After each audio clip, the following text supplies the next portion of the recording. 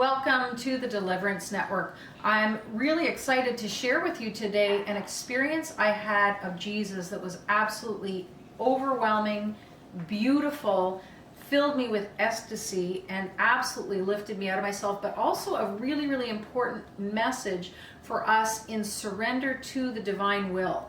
And something that we, I think, are in varying stages of doing, each of us on our personal spiritual journey. Something that is not easy to do, that full surrender to God the Father, which involves complete trust.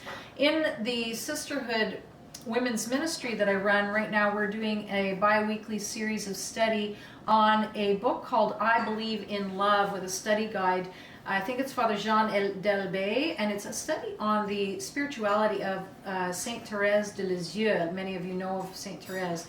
And in it, we're at a point where we're talking about that complete confidence in God the Father and in Jesus. And that is something that we should strive to do in our spiritual life, is complete surrender and complete trust.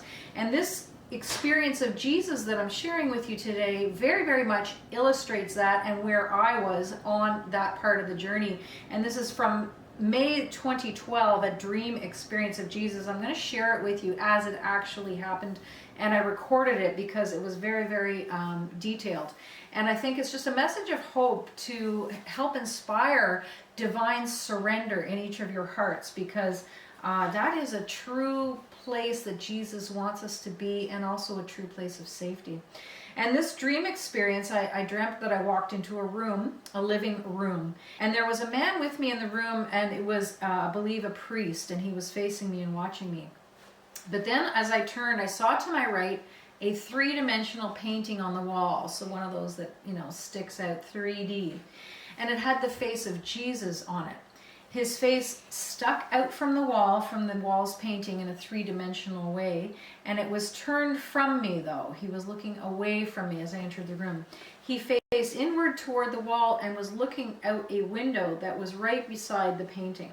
And this window features later in this dream experience.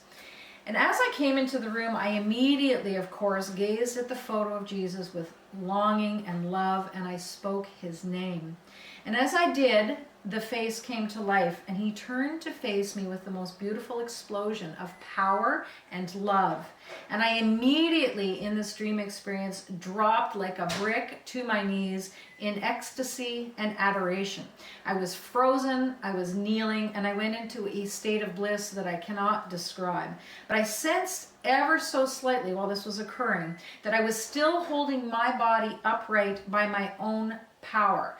For example, that I was ever so slightly, and this is back in 2012, not fully surrendered into that power and light, the power and light that is God, that is Jesus. So I let go of this ever so slight conscious personal power and let go completely. And my being became 100% completely filled and held upright by God's power and this overwhelming inundation from Jesus. And I want to stop here just to mention that notice he did not let me fall when I let go of my own personal control and power that I was still holding on to ever so slightly. I was kneeling, and as I let go of my own personal power, his power and inundation kept me upright. It did not fall in any way, shape, or form. So I went into a complete state of immersion in this, and the priest in the room and the dream experience was watching. And after, I don't know how long, because I really went into a state of bliss, I came out of this state, and Jesus indicated to me then that I was to look outside at that window that he had been looking at the beginning of the dream, and he indicated by turning at this point.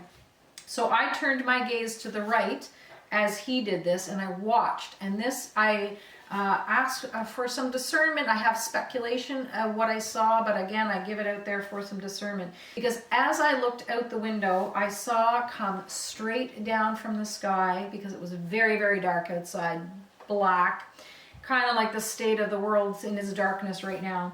It came the largest lightning bolt that I have ever seen. I've never witnessed anything like it. It was absolutely massive, and it came straight from heaven, straight as an arrow, down to the earth, and hit the earth with amazing power, but also very, very suddenly.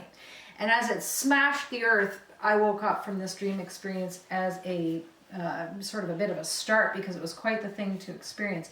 And I knew that the lightning bolt was sent down by God the Father. And so since then I have speculated perhaps this lightning bolt, this power, this illumination could be a little bit of an interior glimpse of the coming illumination of conscience that many of you have heard of in Catholic circles.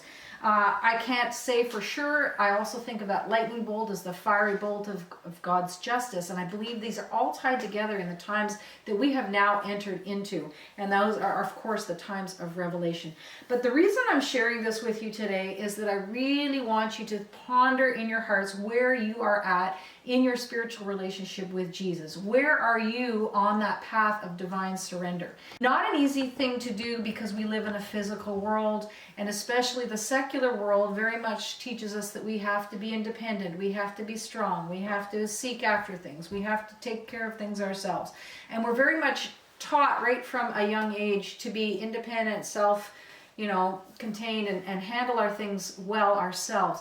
But the truth is that we actually are to give it over to God the Father and invite Him to help us and to lead us and to surrender to the divine will, because we can't be in a better place than that 100% surrender to God the Father. And as you surrender to God the Father, He can use you ever mightily, not just for yourself, but for all of the people that are around you, your families, your children, and co-workers, and nieces, nephews, brothers, sisters, you name it. He can use you powerfully to draw souls unto Himself, because He thirsts and hungers for each one of us to come home and to be with Him in heaven. May God bless you and your families today.